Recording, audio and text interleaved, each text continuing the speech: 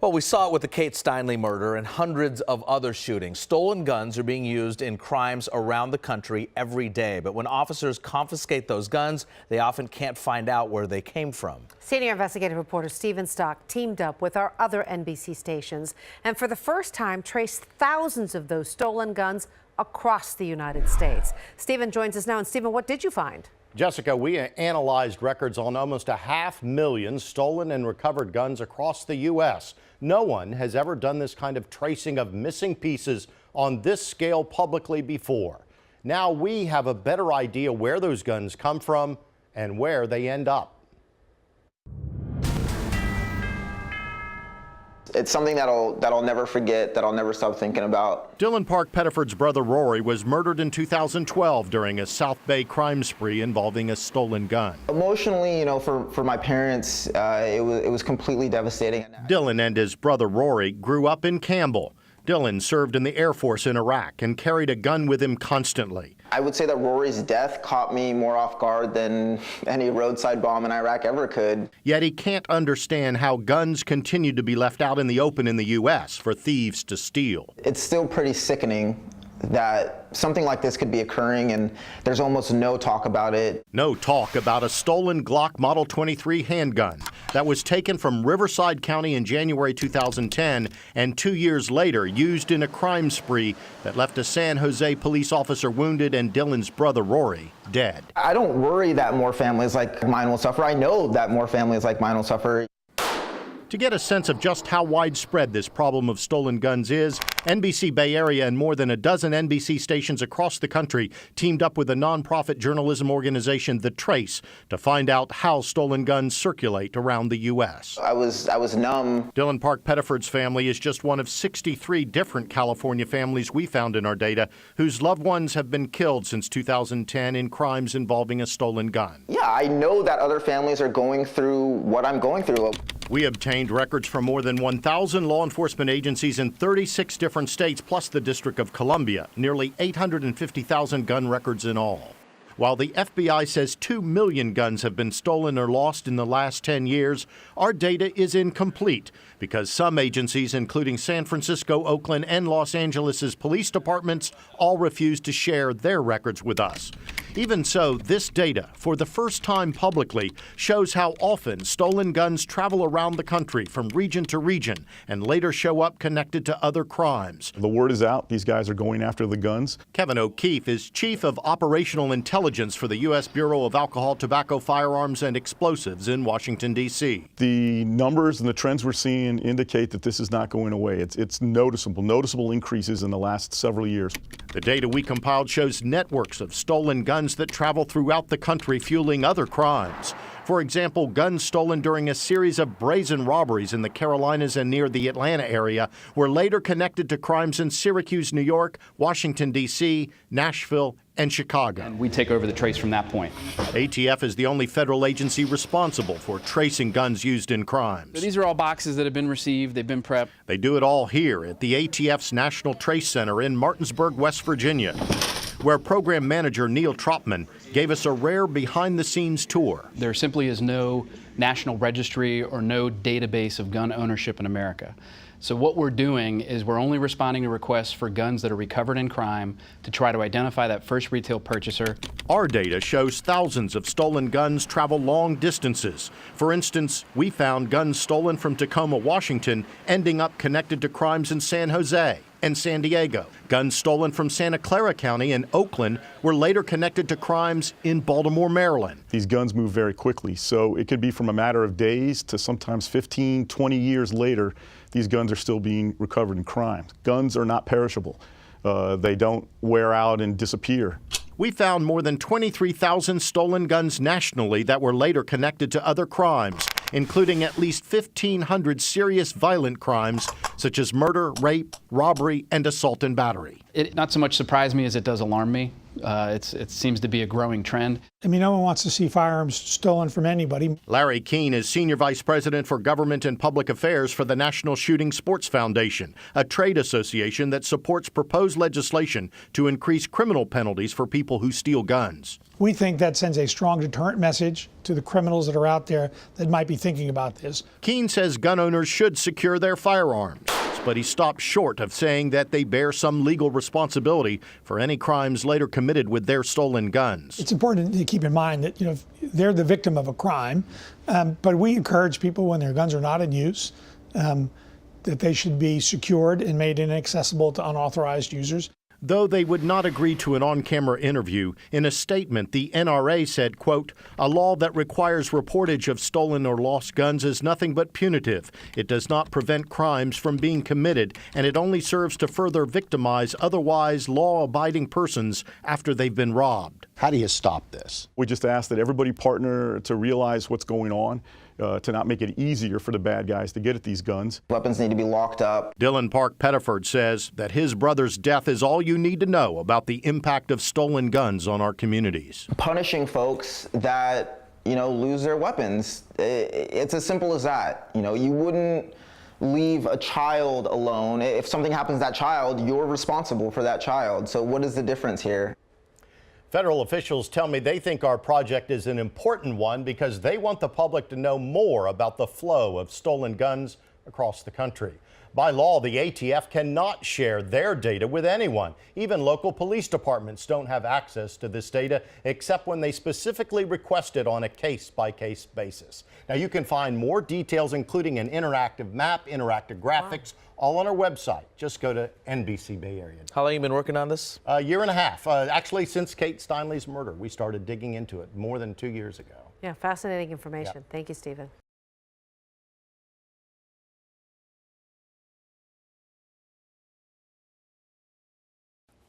Police protect our families and our streets, carrying a badge and a gun. But tonight, a News 4 I-Team investigation reveals local crooks by the hundreds have successfully targeted the cops. As Scott McFarland reports tonight, they're not going after money, but something else that puts us all at risk. The what-ifs are disturbing. It felt like a normal school day earlier this year at Albert Einstein High School in Kensington. Until the call came to parents like Cynthia Campagna. You always think of the worst things that could happen. A school resource officer stopped a student in a car acting suspiciously. The 18-year-old ran before being arrested. We don't know what the person's intent was, but you always think, well, what if? What if the person had brought it into the school? What if the person had used it in the school? Police discovered not only was the car stolen, but they say in the trunk, Mario Alvarado had a stolen AR-15 assault rifle. Alvarado has pleaded not guilty to a federal firearms charge. Perhaps even more surprising for parents is from where and from whom the gun found here was taken. Police say it was stolen a week earlier from the cops, from Rockville Police. These weren't stolen from a marked cruiser. No, these were stolen from an unmarked detective's vehicle. Out front of his house? Yes. The News 4 I-Team found law enforcement is often targeted by criminals for their firearms. Using the Freedom of Information Act, we requested firearms logs from nearly 24 local and federal police departments. And we found that Rockville police gun is one of more than 350 local and federal police guns stolen or lost just since 2011. Nearly 36 in D.C., 28 in Prince George's County, 10 in Alexandria, 8 from Virginia State Police, 6 in Prince William, 5 in Montgomery, 4 from Metro Transit Police. Individuals that are known to possess firearms legally become the targets. Kevin O'Keefe is Chief of Operational Intelligence with the ATF and says, as with private gun owners, police weapons can often be the target of a car break-in. I think that people breaking into cars are looking for anything of value. 5 of the 6 stolen in Fairfax County since 2012 were taken from officers' cars, the trunks or glove boxes. Kelvin Walker is serving a life sentence for robbing and shooting a teenager in Hillcrest in 2011. Using a gun he stole from the car of an off-duty Florida police officer parked at the Springfield Metro Station. Few of these guns are ever found. Of the 34 stolen or lost in D.C., 2 are listed as recovered. This Glock and rifle stolen from an FBI agent's vehicle near H Street in Northeast D.C. are still missing 18 months later. Calvert County Sheriff tells the I-Team they haven't found the rightful owners of a cache of police guns seized in March during a traffic stop. The I-Team surveyed more than a dozen local police agencies to find out their policies, and each said they do have one. Many require rifles or guns be locked when stored inside cruisers, and there are also different policies for when guns are inside the trunks. Some require guns be locked in cases even when inside the trunks. Others require ammunition be removed. Some limit how long they can be in here. And here in Rockville, they changed the policies after the guns were stolen in May. We don't want to have our weapons in the view of the public at all time, going in and out of officers' homes. City policy now requires police firearms stored in a trunk also be locked in a vault in the trunk. Parents at Einstein High School say all gun owners, whether private citizens or police, need to be diligent about locking up. I don't want firearms getting out to the community. That shouldn't be there. Because the what-ifs are scary when police guns end up in the wrong hands. Scott McFarland, News 4 IT. Now, the I-Team has spent months investigating stolen guns across the country with help from more than a dozen other NBC stations and the nonprofit journalism organization The Trace. To see their results, visit our NBC Washington app and just click on Investigations.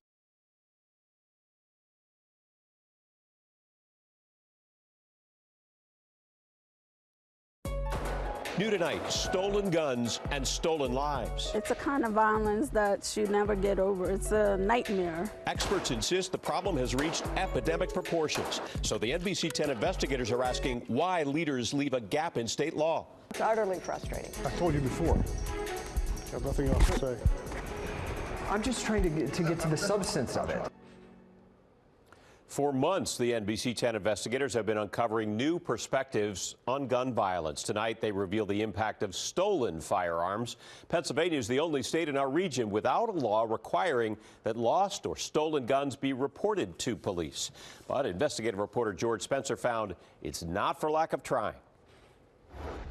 It would never be the same. My life never be the same. With every step, Julie Patel carries an unspeakable pain. She lost her son Stephen to the bullets of a stolen gun in 2014, and then this fall it was her son Joshua, murdered as he walked in Phoenixville. Not after losing one son, to lose a second. There is nothing I can say. Just like his older brother, police say Joshua was killed with a firearm stolen from its rightful owner. There is so many answers I would like to know, and there is nobody that has answers. They don't know where it came from. They don't know how he got it. To answer questions like Patel's, NBC 10 partnered with more than a dozen NBC stations nationwide and the nonprofit journalism organization The Trace. We obtained 840,000 gun records from 36 states plus the District of Columbia. Of those, we found more than 23,000 guns stolen across the country that were later connected in other crimes. And yet that count is surely far too low because major departments, including Philly PD, refused our request, and because unlike New Jersey and Delaware, Pennsylvania does not require gun owners to report weapons that have been lost or stolen. Sam Peabody, the retired special agent in charge of Philadelphia's ATF, says that legal loophole hinders law enforcement. No matter how you slice it, it impacts our ability to conduct a thorough investigation. Some state leaders have been trying to change Pennsylvania law to close that gap and require lost and stolen gun reporting. But after 3 attempts in 3 recent years, the plan has never moved forward. It hasn't been called forward for a hearing. It has not been called forward for a vote. Representative Madeleine Dean introduced versions of the bill in 2013, in 2014, and most recently in March. It would require gun owners to report loss or theft within 72 hours of discovery. But each time she's introduced the legislation, it's died without so much as a hearing before the Judiciary Committee. It's utterly frustrating. It makes me think that special interests controls our voting schedule. The NRA is strongly opposed, insisting, quote, it only serves to further victimize an otherwise law-abiding person after they've been robbed. We found the NRA is a big supporter of Judiciary Committee Chairman Ron Marsico, the man who decides what bills get considered. The association gives him its highest grade, A+. It has endorsed him and donated to his campaigns. After numerous unreturned emails and calls, we went to his Harrisburg office. I'm George Spencer from NBC 10. When he emerged, Marsico told us a similar bill was voted down 10 years ago, so he wanted to informally survey his committee members before bringing up the legislation. Why not formally bring it up? Isn't that how the democratic process works? This is the way I work. We pressed him to tell us his specific concerns about the bill. I'm just not catching on. Well, I mean, you're not giving anything substantive about the bill. That's the way that I do things here. A few seconds later, he pulled off his mic and then walked away. But he called later that night with a follow-up. After speaking to his committee, 3 years of stalled legislation melted away. Marsico promised he would call up Dean's bill for a hearing early next year. This is all I have. That's all I have to remember by. It's too late to know whether the law would have had any impact on the cases of Patel's sons, but she hopes other mothers might be spared the haunting uncertainty that has become her way of life. I can't grasp why, how. I can't. For the investigators, George Spencer, NBC 10 News. You can watch our entire investigation right now on NBC10.com, including how stolen guns are being brought into your neighborhoods and a new tool that helps investigators connect these crimes.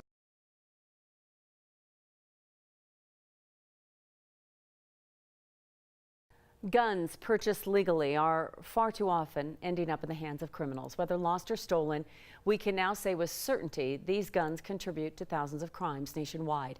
In a first-of-its-kind partnership, NBC stations across the country joined with The Trace, a nonprofit devoted to covering gun violence in an effort to better understand the extent of the problem. Here's 9 News reporter Chris Vanderbeek with a Colorado perspective. Billings and Blackhawk, about 6 gunshots heard to the east of there. Nobody has the answer. Answers Heard 4 to 5 parties were running away. seldom appear in the void between evidence markers and dried blood. You scared? Yeah, I was scared. Answers. Bobby's been shot. He's on the ground and he's non-responsive. Renee Brown. But your heart, it'll never be the same. Still can't fathom the loss her family suffered on a Wednesday night in 2015. It's the most horrifying thing you ever want to experience. It takes away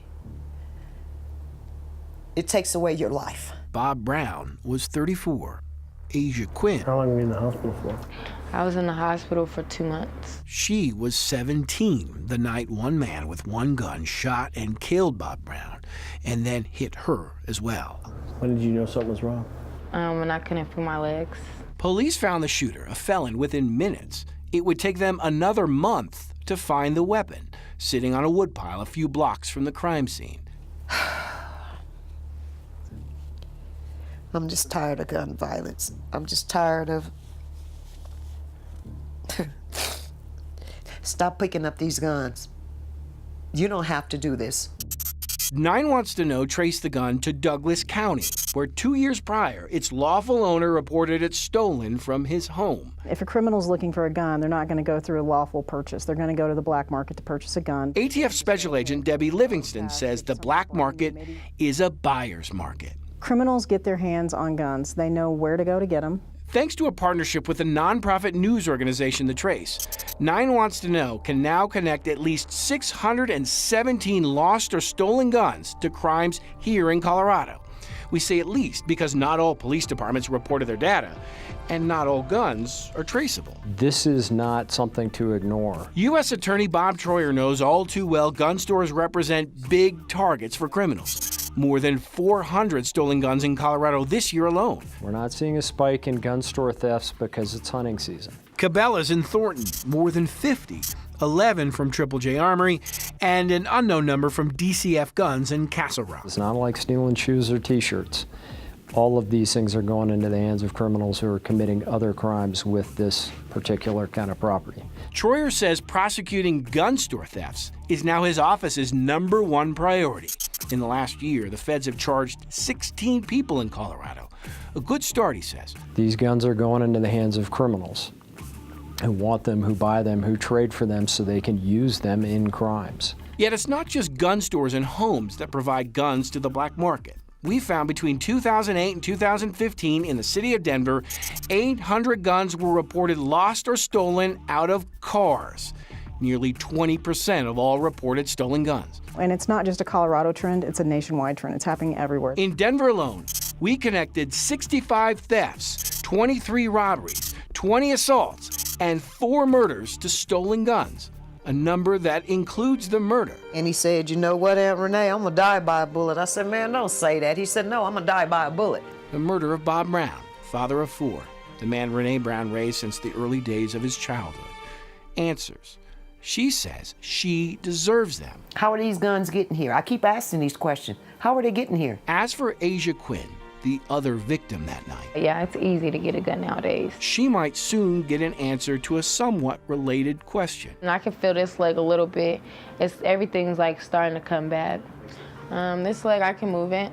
Thanks to this unexpected development, her goal is now a big one. Walk by the time she turns 21 in 2 years. I'm gonna be joyful, excited. I'm gonna be a lot of things. You know, I am. Chris Vanderveen, 9 News. This investigation is national in its scope, and that's why we've put all of this online. Head over to 9news.com or the 9 News app and look for the story, Missing Pieces.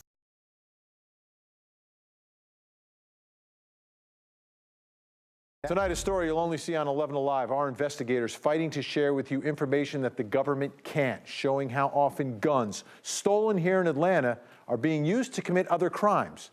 By our count, we're talking about more than 450 crimes in the last 7 years. Among the victims, a young father killed in front of friends and loved ones. It was pointless. There's no reason why all this could have been avoided if that gun wasn't on the street. Tonight, 11 Live investigator Andy Peabody is teaming up with other NBC stations and the nonprofit journalism group The Trace to bring this problem to light.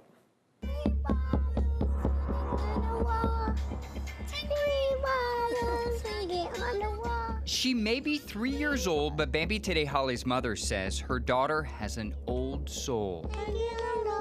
Like his soul came out his body and came into hers. She had just like him. Jasmine Holly is talking about her daughter's father, Dominique Garrett. And I know he would love to be here to see her grow. In December 2015, someone stole a rifle similar to this one from this Northwest Atlanta home. According to court records, the same gun was used in 2 different shootings. One of those, authorities believe, killed the 29-year-old father outside this Atlanta apartment complex this past September, leaving Holly a single parent. He missing out just seeing her grow, you know, becoming a young lady. And her daughter without a father. All this could have been avoided if that gun wasn't on the street. Garrett is far from the only victim. According to records obtained by the 11 Alive investigators, stolen guns in Atlanta were involved in at least 455 crimes over the past 7 years.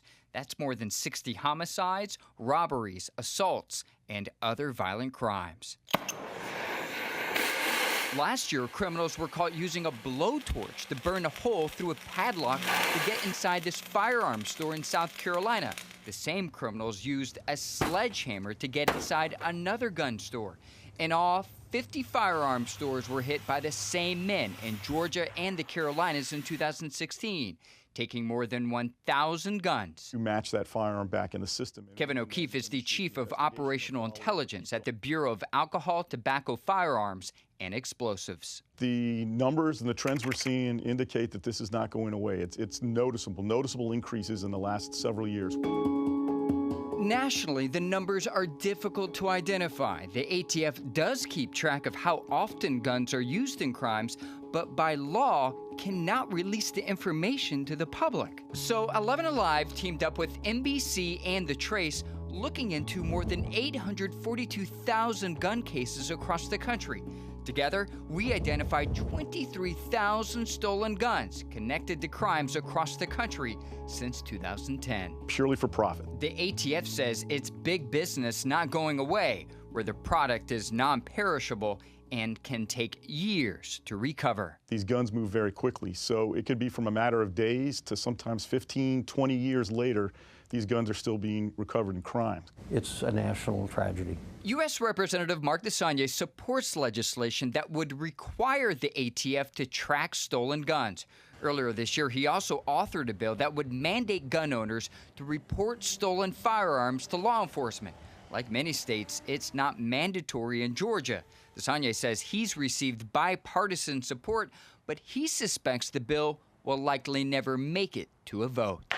Because it's paralyzed by the gun industry and the NRA.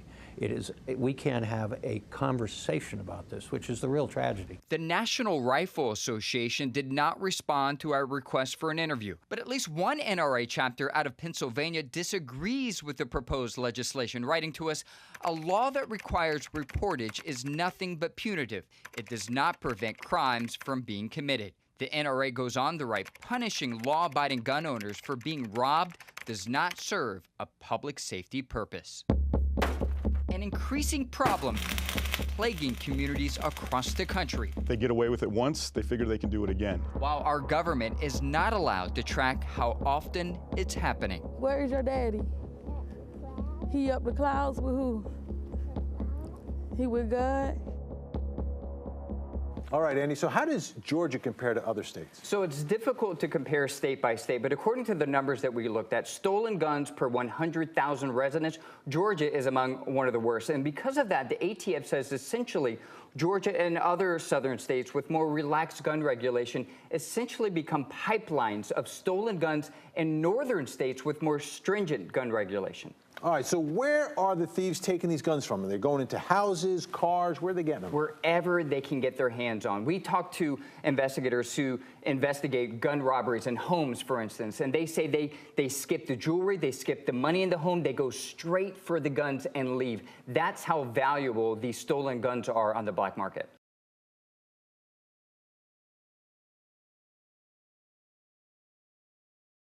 Lost or stolen guns oftentimes go unreported if used in a crime, which makes tracing their origin or catching the criminals connected to the weapon a lot more difficult and sometimes basically impossible for law enforcement. NBC7 Investigates reporter Dave Summers gives us a unique look at the impact of stolen guns here in our community and across the country. NBC7 Investigates and more than a dozen NBC stations across the country teamed up with a nonprofit journalism organization, The Trace, to comb through more than 800,000 stolen or missing gun records. Missing Pieces, Tracing Stolen Guns in America is an eye-opening look at whose hands stolen and lost weapons end up and what heartbreak befalls those who wind up in their sights. While with the Air Force serving in Iraq, Dylan Park Pettiford carried a gun at all times. He says he knows the responsibility that comes with it and the consequences of carelessness. Emotionally, for my parents, it was completely devastating. A stolen Glock Model 23 handgun taken from Riverside County in January 2010 is the same gun used 2 years later to wound a San Jose police officer and kill Dylan's brother, Rory. I don't worry that more families like mine will suffer. I know that more families like mine will suffer. Based on the crime data obtained by NBC7 Investigates, Pettiford is one of 63 Californians since 2010 killed by someone using a stolen gun. The data obtained also indicates in that period, 1,570 violent crimes were committed in the U.S. with stolen guns, including carjackings, kidnappings, stick-ups at stores and banks, accidental shootings, and mass shootings. It's still pretty sickening that something like this could be occurring and there's almost no talk about it. There is little talk and limited information about stolen or lost guns.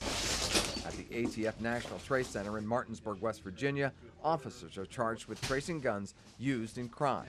But without a national database, their methods may seem archaic. So what we're doing is we're only responding to requests for guns that are recovered in crime to try to identify that first retail purchaser. NBC7 Investigates, more than a dozen NBC stations across the country, and the nonprofit journalism organization, The Trace, obtained more than 800,000 reports of missing or stolen guns across the country. It's more pieces than the whole puzzle, but the data shows more than 204,000 guns were stolen, over 23,000 of those connected to criminal investigations. At least 4,800 stolen weapons were recovered in California. In San Diego County, nearly 200 stolen guns were recovered in connection with crimes, including 2 attempted murders, 15 assaults, and 40 burglaries. The data came from over 1,000 law enforcement agencies in 36 states and Washington, D.C. The data includes records from the San Diego Police Department and the San Diego Sheriff's Department. These guns are still being recovered in crimes. Guns are not perishable. They don't wear out and disappear. ATF says firearms lost or stolen from dealers jumped 25% in 2016. Reports of guns stolen or lost by civilians went up 42% between 2005 and 2014. Such increases may make a reality out of Pettiford's prediction that more families will suffer his pain. The FBI estimates 2 million guns were lost or stolen in the last 10 years. A quarter of those were not reported to police. Where do they come from? Where do they go? Tomorrow night, we'll hear from a member of local law enforcement whose gun was stolen. He has a remarkable story of its recovery and a more important message about the responsibility of gun ownership. I'm Dave Summers, NBC 7 Investigates.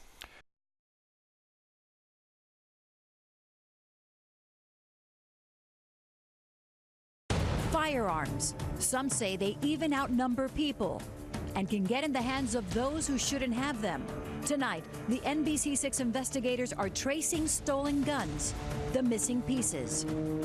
You see the cases here on the news all the time. People using guns who shouldn't be. Either they're too young, mentally ill, or felons. NBC 6 investigator Tony Pipitone with how guns wind up in the wrong hands. NBC 6 investigators in more than a dozen NBC stations across the country teamed with the nonprofit journalism organization, The Trace, to follow the flow of guns used in crimes. And what we found is they are often stolen, taken from homes or cars of law-abiding gun owners, then trafficked on the streets in a black market with deadly impact from coast to coast. The gunman who shot this man in Miami Gardens and the one who stomped on this carjacking victim in Fort Lauderdale. He put the gun on my head and said, "I told you not to move," and he started booting me in the face. Both used stolen firearms, like hundreds of other criminals each year in the streets of Miami-Dade and Broward counties. There are community guns that criminal organizations share firearms amongst themselves. Ari Shapira sees it from the Bureau of Alcohol, Tobacco, Firearms, and Explosives in Miami. In the illegal firearms trade, most of the guns that would be stolen would end up in the hands of criminals. Sold and traded, borrowed and bartered among a criminal subculture where this is a necessary tool of their trade, especially young gangbangers targeted by this multi-agency task force in Miami-Dade. These individuals, these juveniles, are obtaining firearms through crimes of burglary, robbery. Drug traffickers who had the run of these streets in Pompano for years sold 285 firearms. It was a drug trafficking organization. Unfortunately for them, they sold the guns to an ATF agent. We had an undercover, very experienced undercover, who purchased hundreds of guns. And take a look at these. 40 of the guns bought by ATF's agent were reported stolen. They include AR-15s, AKs, even a police sniper rifle. Felons unable to buy guns at a store are willing to pay top dollar on the streets. Firearms that are obtained illegally demand a higher price. And they'll go to great lengths to get them, using a blowtorch or a sledgehammer, even a truck to get inside a gun shop and loot the inventory. To track the impact, NBC investigative units and The Trace identified 800,000 police reports involving over 500,000 guns lost, stolen, found, or seized from crime scenes, and linked nearly 1,600 of them to violent crimes. Not so much surprise me as it does alarm me. It seems to be a growing trend. Neil Trotman manages ATF's National Trace Center in Martinsburg, West Virginia, and his advice to stem the flow of stolen guns is simple. Keep them locked up, keep them in a safe place where they can't be stolen or be misused. We found in South Florida, more guns are being stolen from the least secure of places, cars. It's never a good idea to store a firearm in a car. Between 2010 and 2015, gun thefts from cars is up nearly 120% in Fort Lauderdale, up nearly 75% in Miami. Police say they know some gun owners don't want weapons around children in their houses, but vehicles are not the answer. Still, even some in law enforcement don't get the message. A gun was stolen from a pickup truck in southwest Miami-Dade just in August. The victim, a Miami-Dade police officer. Tony Pipitone, NBC 6 News.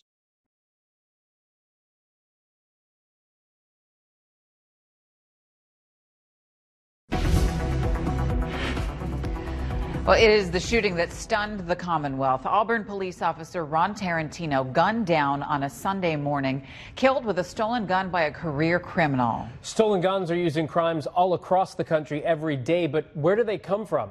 NBC Boston investigator Karen Hensel teamed up with our other NBC stations and for the first time has traced thousands of stolen guns across the country. Karen. Bill and Shannon, we analyze records of over 840,000 stolen or lost guns across the country. No one has ever done this kind of tracing of missing pieces. Tonight, we now have a better idea of where those guns come from and where they end up.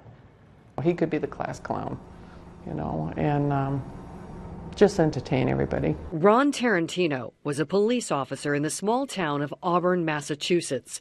Population, just 16,000. We just figured a small town, small community. The odds were in his favor. Known for his humor and compassion, his mom shares family photos. This one here is when he graduated the academy. That's a proud dad right there. I love it, both of you in uniform. Named for his dad, himself a 42-year veteran of the Medford Police Department, young Ron grew up wearing his dad's police hat. He was always humble, never wanted thanks. Then the call in the middle of the night. You know, I kind of was such a shock, you know.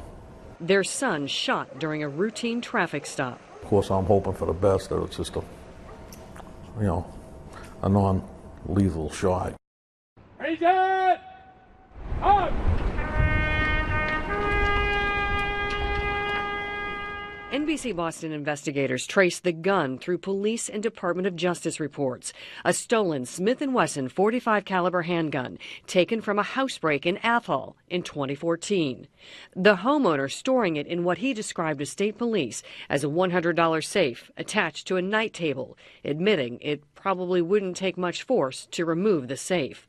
Less than 2 years later, used in a crime spree that left Officer Tarantino dead and a Massachusetts state trooper wounded in a shootout with the suspect Jorge Zambrano. He was killed. Stolen guns is a huge public safety issue. Worcester District Attorney Joseph Early. Between 80 and 90% of the crime we have, the violent crime, it's usually committed with people with stolen guns. When you learned that it was a stolen gun that had killed Officer Tarantino? I wasn't surprised. You know, how could a guy like that get a weapon?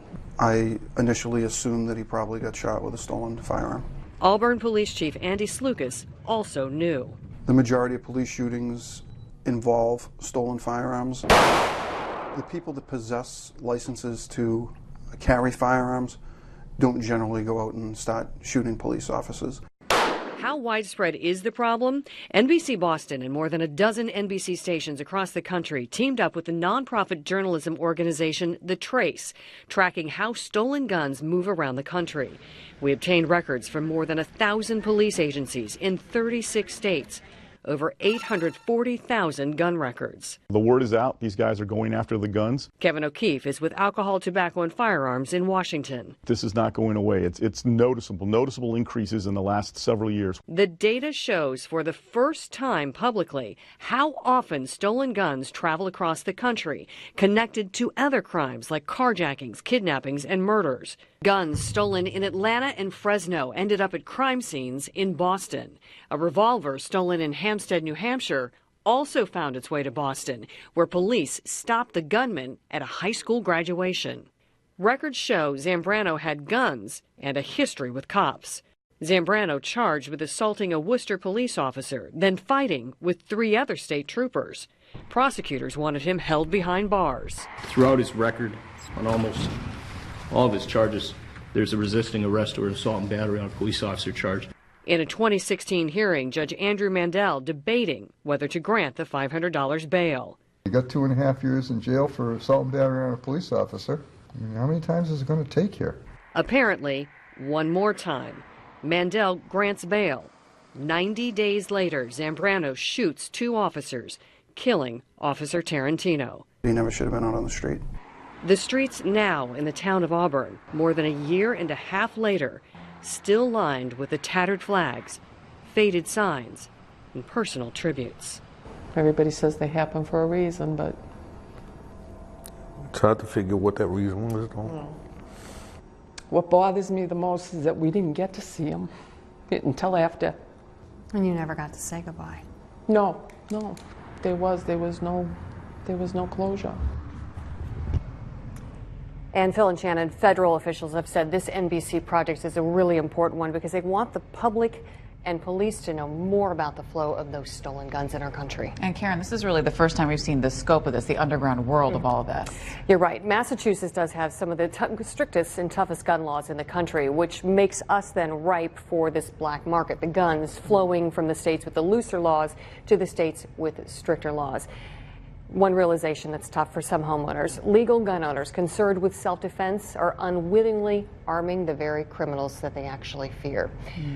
That interview, very powerful with the Tarantinos. If you'd like to see the full interview and for more on what we've uncovered, you can just go to NBCBoston.com/investigations. All right.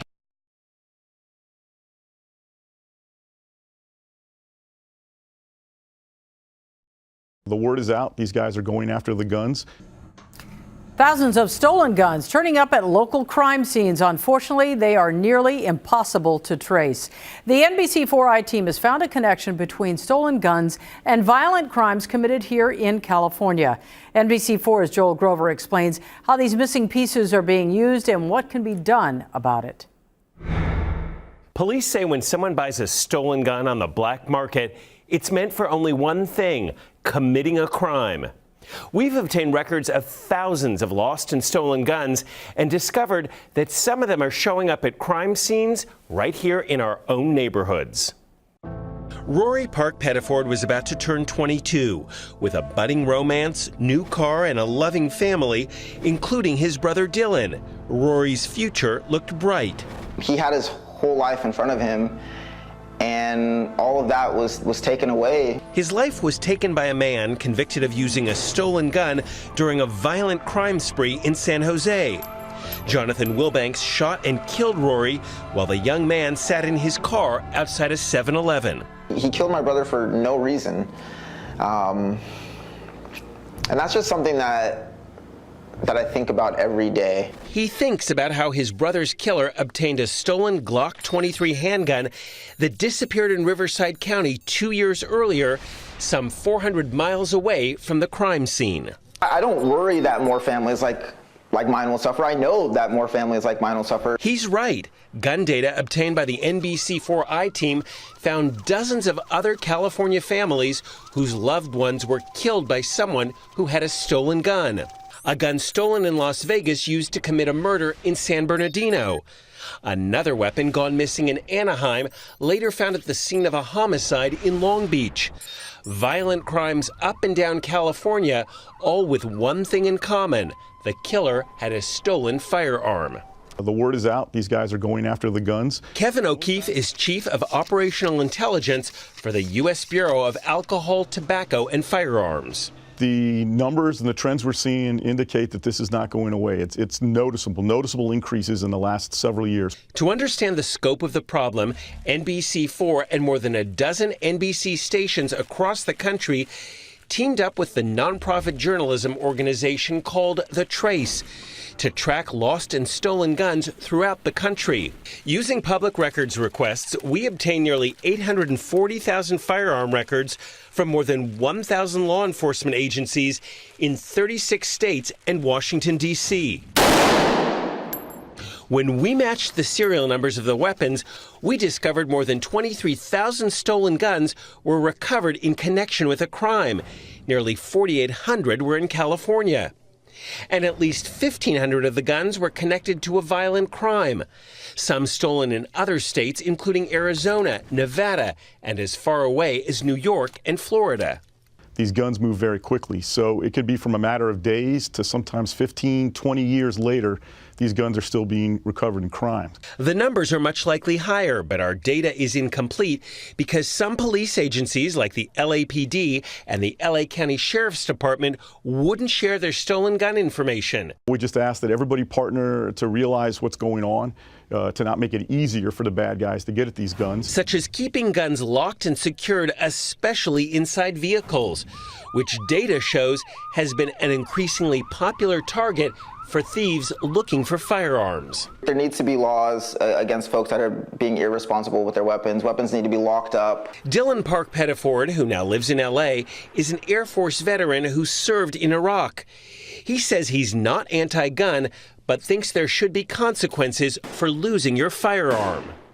Larry Keene of the National Shooting Sports Foundation, a trade association that promotes hunting and shooting sports, agrees that gun owners should keep their weapons secure.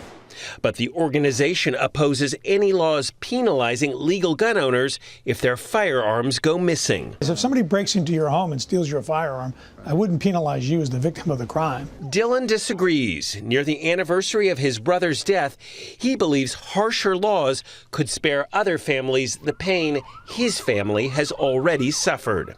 There do need to be laws punishing folks that lose their weapons. It's as simple as that. If your gun is lost or stolen, police say report it immediately to law enforcement. We reached out to the NRA for comment, and they said they oppose laws requiring the mandatory reporting of lost and stolen guns. And they added they believe these laws do not prevent crimes from being committed.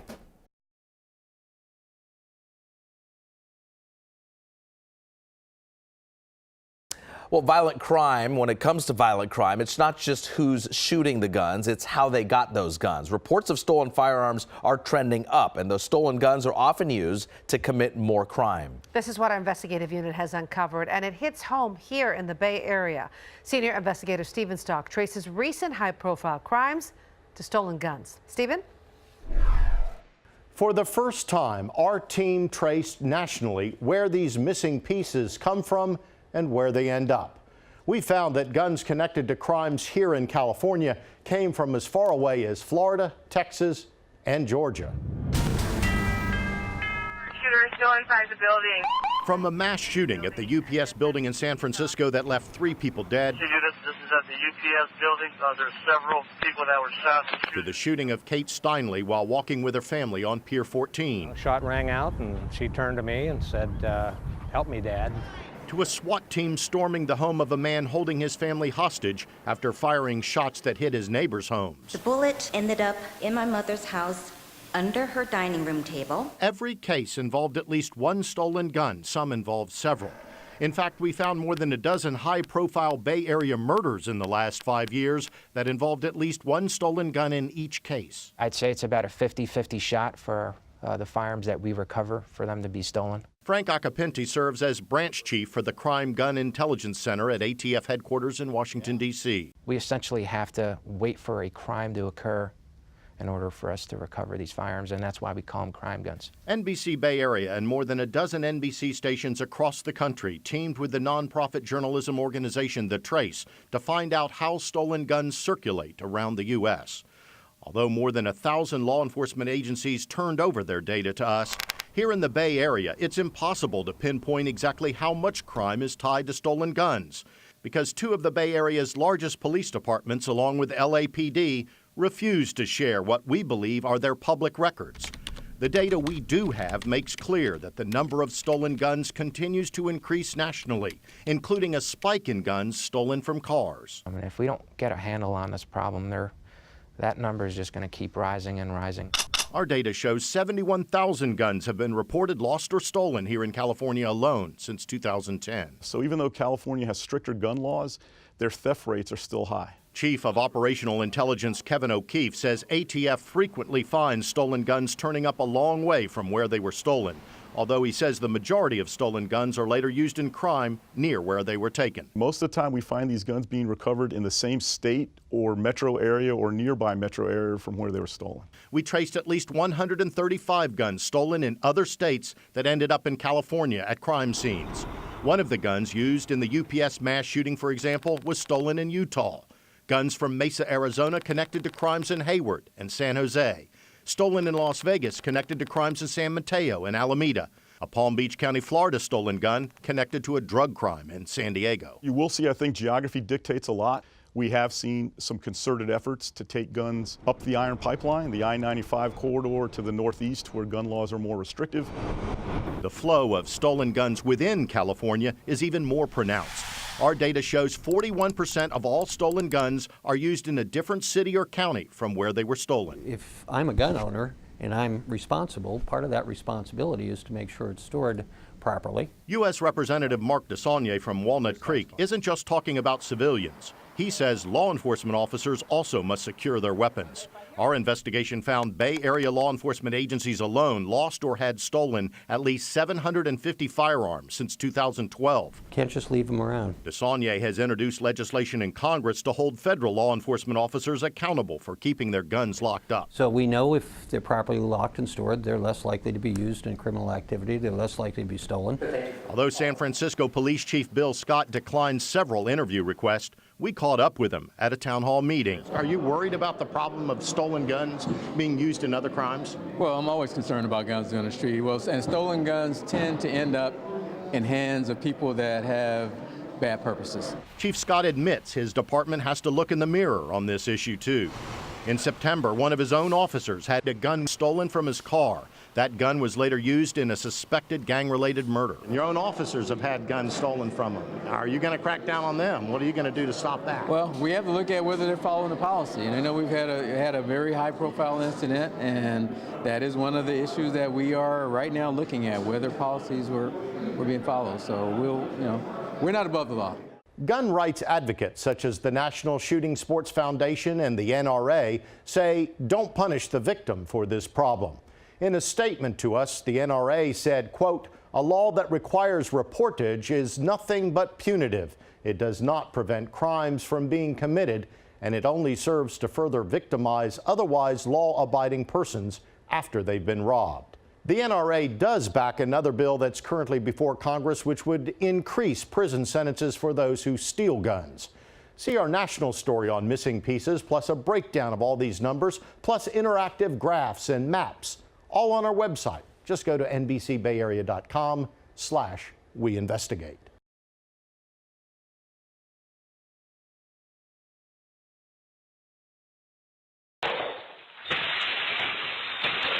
Brazen burglars smashing their way into gun stores across our country. These break-ins are on the rise, and the stolen guns, they're turning up on our streets. That's right. The News 4i team has spent months tracking stolen guns in our area, and they've been matching them once they're recovered, many of them used during violent crimes. Investigative reporter Jody Fleischer is here with the impact that those guns are having and what can be done to stop it. Jody. Well, we teamed up with more than a dozen NBC stations and the nonprofit journalism organization The Trace to document the trail of stolen guns across the country. We did it using the gun serial numbers, which are important to officers because they help solve crimes. And they should be important to all gun owners because that's how you can get your gun back if it's stolen. I hear of guns getting stolen all the time. Police say that's exactly what this crew of gun thieves was trying to do this past March in Fredericksburg. They were able to breach this door with a crowbar and breach the glass. But they did not get inside Kurt Sebastian's SSG Tactical. With the cage, the way we've designed it, they just couldn't break through it. Just 3 days earlier, they did get inside 50 West Armory in Chantilly. They basically smashed the first 3 cases. They took what was closest to the door. 35 guns gone in less than a minute.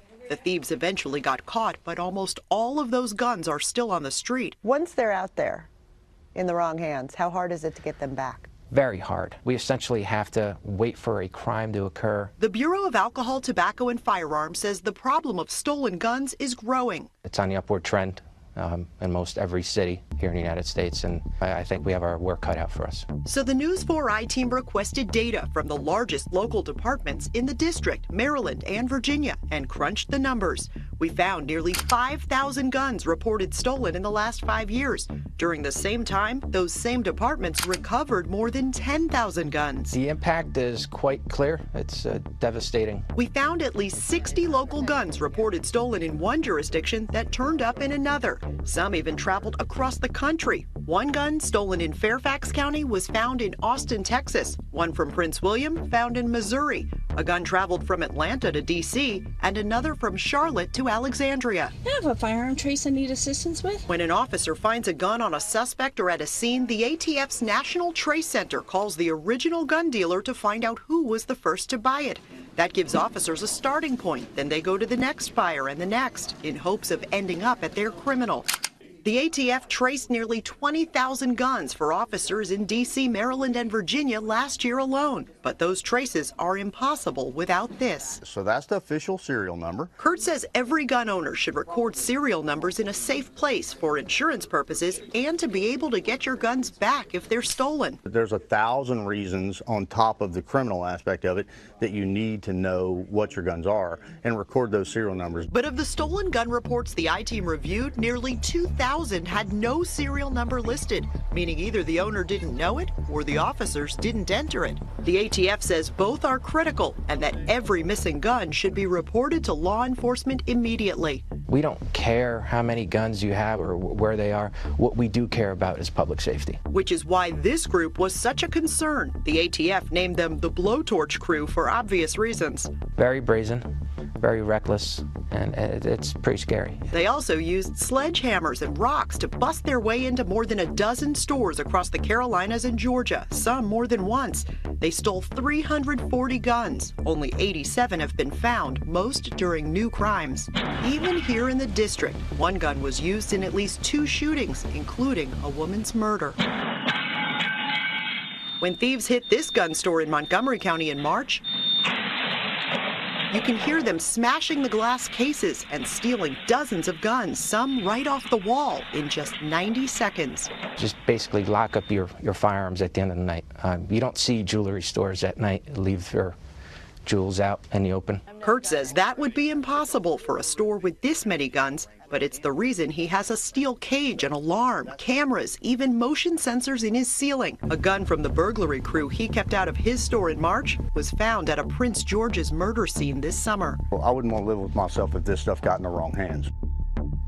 There is federal legislation pending to toughen penalties for those who steal from gun stores. The owner of that Montgomery County store told me police have made arrests and he has made extensive security upgrades, basically turning his whole store into a vault. Now, stores are required to report stolen guns to the ATF.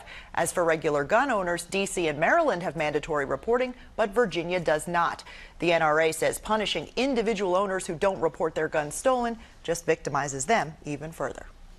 Okay, interesting. Wow, that's kind of overwhelming. It is, and you know, it does vary from place to place, so Sure. you have to know the laws where you live. Yeah. That idea of having a cage or some sort of Something way to I would- protect them yeah. better than jewelry stores protect their crime. I mean, their watching buyers. those guys do the smash and grab looked like it just took a matter of seconds. Absolutely, and an overwhelming number of those stolen guns do end up used in later violent crimes, so it's a scary thing.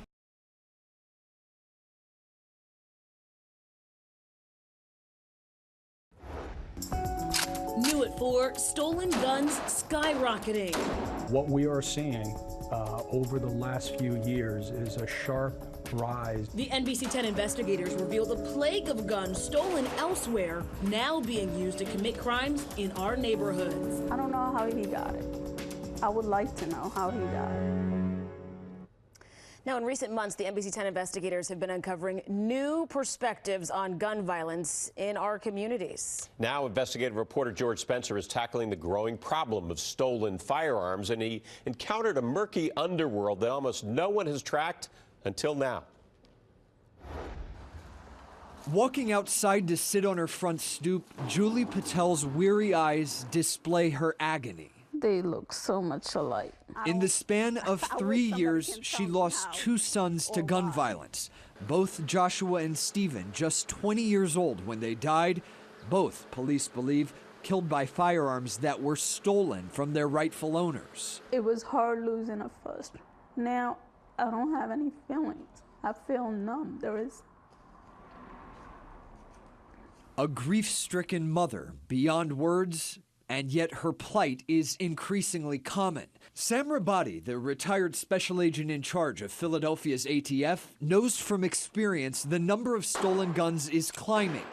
But because the ATF only maintains data on gun thefts at federally licensed firearm dealers like this one, the precise scope is hard to pin down. You really don't have a true reliable number of how many guns are actually being stolen. To better understand the stolen guns plague, NBC 10 and more than a dozen NBC stations across the country teamed up with the nonprofit journalism organization The Trace. Peabody believes it's urgent work. I can tell you, invariably, the vast majority of these guns that are stolen will wind up being used in a crime. Sure enough, we obtained data from more than 1,000 law enforcement agencies in 36 states plus the District of Columbia, more than 840,000 gun records in total. And of those, we found more than 23,000 guns stolen across the country that were later connected in other crimes, including at least 1,500 serious violent crimes. Across our region, we tallied almost 5,200 firearms seized, recovered, or found during the past 5 years. In that same period, about 1,100 guns were reported lost or stolen. Without data from major departments like Philadelphia PD, which refused our request, and with no requirement to report a gun stolen in Pennsylvania, our local tally is an incomplete sample. And yet we still found frightening examples, like a .40 caliber handgun reported lost to Philly PD, seized by Lancaster police at a crime scene with 4 hollow point bullets inside. For Patel, the mother who's lost 2 of her 3 children, This was just last year. this little grandson Jaden is a lifeline and a reason to keep fighting the stolen gun plague. I'm gonna make sure I do everything in my power to teach them right from wrong. Teach them what guns can do to you. For the investigators, George Spencer, NBC 10 News. The convicted triggerman in the death of Patel's older son is in prison serving a 26-year sentence. The man accused of killing her younger son is now awaiting trial. Just one family that's become a sad example of the growing problem.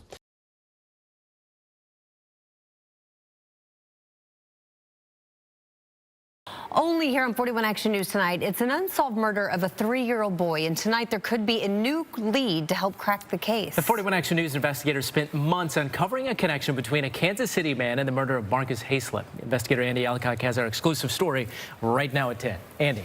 Yes, we looked at this story as part of a much bigger one involving the problem of stolen guns being used in violent crimes. Court records say Michael Oliver sold stolen guns to an ATF source and may be involved in the boy's death. 3-year-old Marcus Hayslip III was riding in the car with his dad and uncle in May near 54th Street and Park Avenue when an unknown shooter or shooters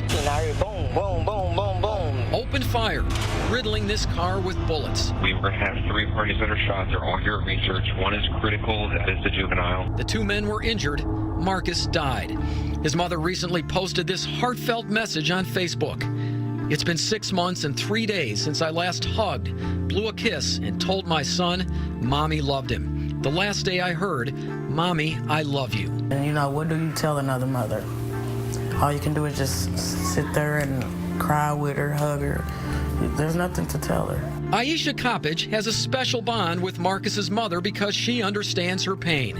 In August 2016, an unknown gunman opened fire into her home, killing her 8-year-old son, Montel, and his 9-year-old cousin, Jaden. At their new home, a blanket hangs on the wall with Montel's image. He would have turned 10 last month. I don't think we should outlive our children. Yeah, it's terrible.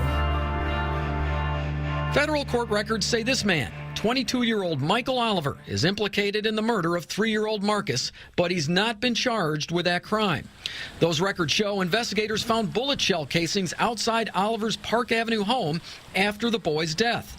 Investigators needed more evidence, so the ATF sent a confidential source to buy weapons from Oliver. Court records state Oliver admitted to that source. He was there at the time of the shooting with another unidentified man. Oliver also said he personally knew Marcus and used to watch him. Another source told the feds Oliver and another unnamed individual both opened fire on the car with Marcus inside. Police arrested Oliver after court records say he made multiple gun sales to the ATF source, including stolen guns. These guns move very quickly, so it could be from a matter of days to sometimes 15, 20 years later, these guns are still being recovered in crimes. Stolen guns are a big problem nationwide. The 41 Action News investigators, along with more than a dozen NBC stations across the country, teamed with the nonprofit journalism organization The Trace. After getting more than 800,000 records nationwide, we found stolen guns are routinely turning up at crime scenes, including here in the metro. The numbers and the trends we're seeing indicate that this is not going away. For example, guns Oliver sold to the ATF source have been linked to 11 unsolved non-injury shootings in the last 2 years. And these stolen guns are being sold right out in the open. Places like this Eastwood Traffic Way McDonald's and at this neighboring car wash where Isaiah Clinton and Richard Hampton are accused of selling a rifle to an ATF source. A rifle stolen from a KCMO police officer. Clinton and Hampton are both facing federal gun charges. Michael Bradford is currently in federal prison after selling stolen guns. Records show he sold a gun used in a 2012 murder near 20th in Pennsylvania. I know how it is to lose a child, and it's hard. The toll for families and the community is high. Marcus Hayslip's mother writes, "Justice hasn't been served. We are approaching the holidays. My son should be here with his mommy, daddy, brother, sister." It's a feeling Aisha Coppage fully understands. Her son's murder hasn't been solved either. I will be lying to tell her it is to be okay, because it's not okay. And it hasn't got easier. Now, at this point, there's not enough evidence to charge Michael Oliver or anyone else with the shooting death of Marcus Hayslip. So, ATF is offering an up to $10,000 reward for information leading to an arrest and conviction in this case. If you have information, call 888-ATF-TIPS. I'm investigator Andy Alcock, 41 Action News.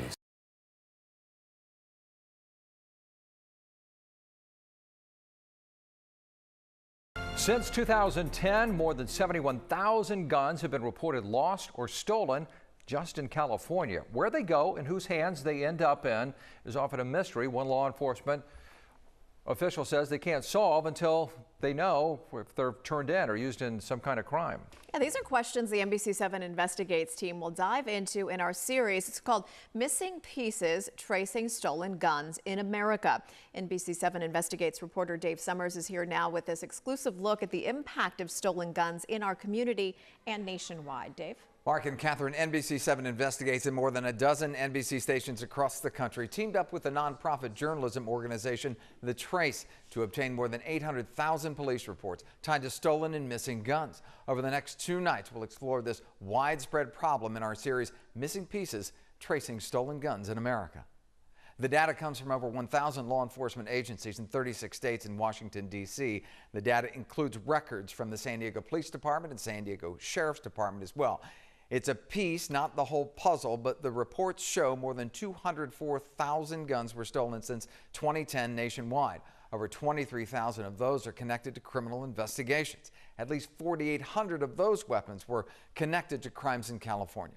Oftentimes stolen and lost guns go unreported. Some are bought and sold in underground markets. Tracing their origin or catching criminals connected to the weapon is difficult and sometimes impossible for law enforcement. This data, made public for the first time, shows how stolen guns travel around the country and sometimes later surface connected to crimes. The impact is felt by many families. Well, I don't worry that more families like mine will suffer. I know that more families like mine will suffer. We hear more from the victims, explore the difficulty law enforcement has tracing these weapons, plus a look at what efforts California's legislature is making to reduce the number of stolen guns on the streets. That and more tonight at 11 as we continue NBC7 Investigates Missing Pieces, Tracing Stolen Guns in America. I'm Dave Summers, NBC7 Investigates.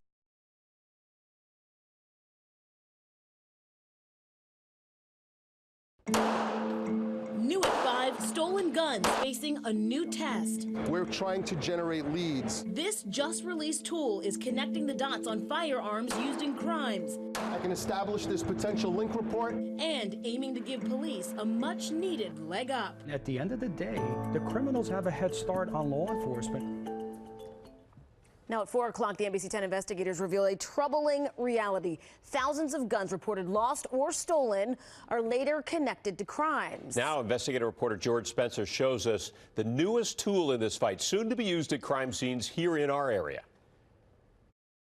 Our new product launch this year. At a product display booth for Vigilant Solutions, we got a first-hand preview of the technology that may soon be helping local police to connect one crime scene to another without ever seeing the gun used and without knowing its rightful owner. Regardless of whether the gun is stolen or not, this type of technology breaks through that cycle. Sam Peabody is the Director of Business Development for Vigilant after recently retiring as the special agent in charge of Philadelphia's ATF. As the number of stolen guns has soared in recent years, Peabody says the challenge has deepened for law enforcement working to solve gun crimes. The new ballistic search tool aims to help. Representing each cartridge case that might be seen on a street corner. As Vigilant's team demonstrated, officers would collect shell casings at a crime scene and put them into this miniature darkroom with a high-resolution digital microscope on top. There you go. The microscope captures an image of the shell casing, including the marks left by the gun itself. It leaves unique and distinct marks. It's almost like a fingerprint. Right, exactly. That firearm fingerprint is then compared to the ATF's ballistic search database. A match could help authorities determine how many guns were used and help them to connect seemingly unrelated crime scenes. Peabody says that can be critical information when the guns used have been stolen and bear no traceable ownership history. So it doesn't make a difference if the gun is stolen or not. You're able to connect crime scenes now. And just as importantly, you're able to connect a recovered gun to a crime scene. For the investigators, George Spencer, NBC 10 News. Now, many larger police departments already use search tools to compare ballistic information with ATF data, but those tools are generally too costly for smaller departments, and they're not portable. Peabody tells us there are plans for ballistic search to be pilot tested in a major police force here in our region, but he can't yet reveal which one.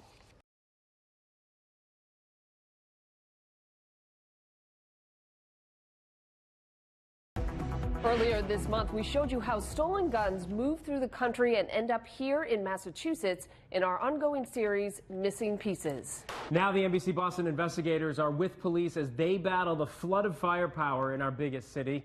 NBC Boston investigator Allie Donnelly has spent a few weeks now on the streets with the Boston Police Gang Unit and brings us her story, Shots Fired.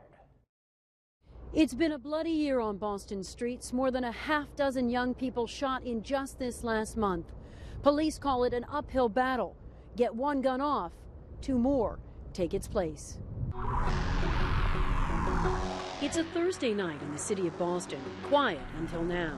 2 shots where? 2 shots to the stomach. Triple shooting in Mission Hill. 19-year-old dead, 2 others wounded. The Boston Police Gang Unit on the hunt for the shooter.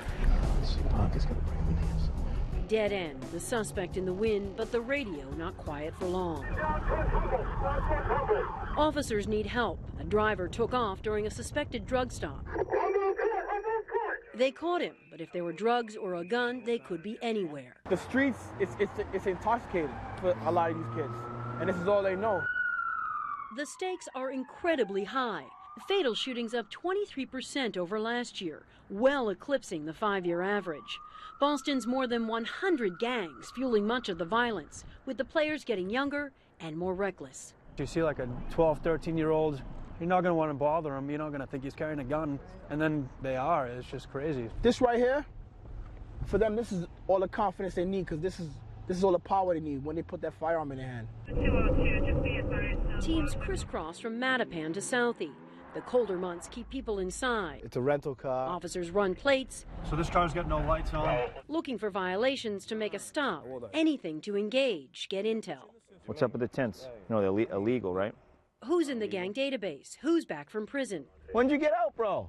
They don't stay in one neighborhood for long. Word spreads, cops are there. Where'd that kid go? He's running. As officers pull into a complex in Mission Hill, kids scatter. What's your name? Stop touching me, bro. One gave a fake name. Relax, dude. I'm making sure you don't have a gun on you. I know what your name is. Your name is You're a gang member. 2 on probation for gun charges. All right, guys. Be careful, all right? They try to make inroads where they can. Don't be carrying guns. No guns. Favors are currency. Listen, you have to get it cleared up, okay? I'm giving you a break right now. But the end game always a gun off the street, like this one found in a traffic stop on Blue Hill Ave. Despite strict gun control in Massachusetts, firearms flood the city. We pored over BPD reports and found officers have recovered nearly 5,000 guns since 2010. They're difficult to trace, some stolen, but far more purchased legally by straw buyers and then passed on as crime guns, often from states with less restrictive laws. I'm starting to see semi-automatic, extended magazines, laser-mounted devices on them. Last week they got an AK-47 over in Dorchester. Police seeing more high-capacity magazines in gang-related crime too. Clips that can hold dozens of bullets fired with little skill. That's so much power in someone's hands, and they don't even grasp the concept of what they're doing, what they could do to you, what they could do to these innocent civilians that are just trying to live their life. The officers say they do their best, trying to help the kids they can. You don't want to start in that life, right? But with easy access to guns, it's an uphill battle, one they sometimes feel they're losing. At the end of the day, you know, we can only do so much. Police haven't made any arrests in the triple shooting. They hope they solve it before there's retaliation. In Boston, Allie Donnelly, NBC.